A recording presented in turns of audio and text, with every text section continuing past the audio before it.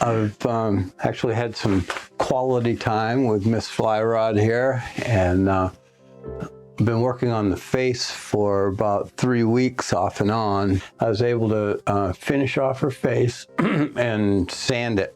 And so I've got a nice smooth thing going on here.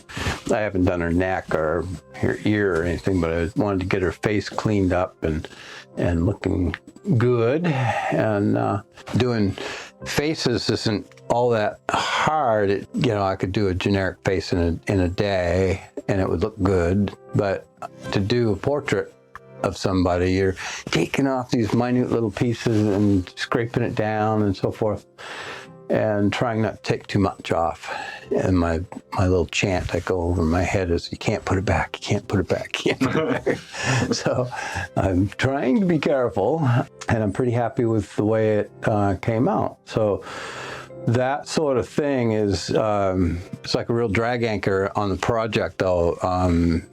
And now that it's done, I'm going to be doing things like her sleeves and her other hand and her reel, the reel for her fly rod and stuff, and that sort of stuff should clip right along until I get to the creel.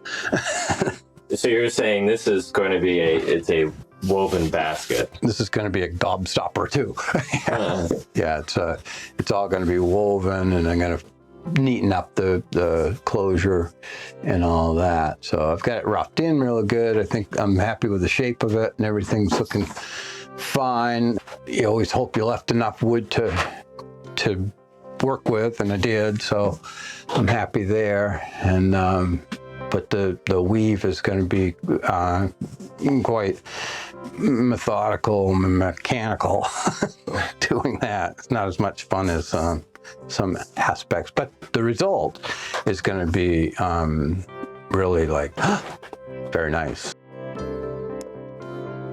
You're going to do anything here? I'm not, just because it is white pine.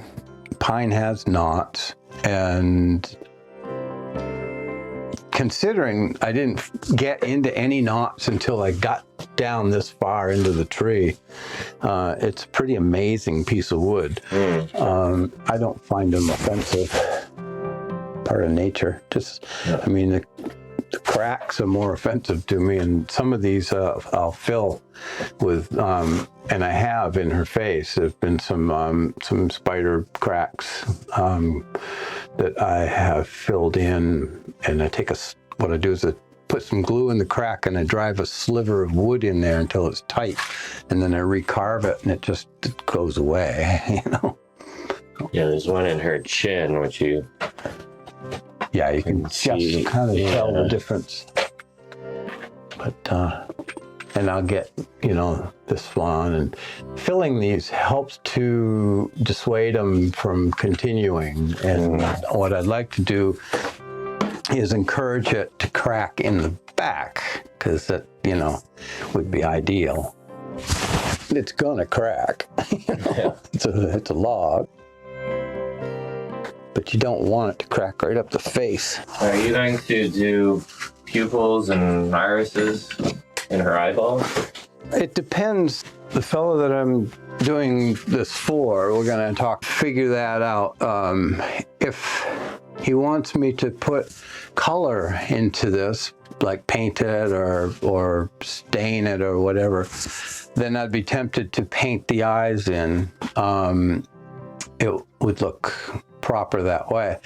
But most of the work that I've done, in fact, I believe all the work I've done for him, we've left it natural because he likes the quality of the wood, and so do I.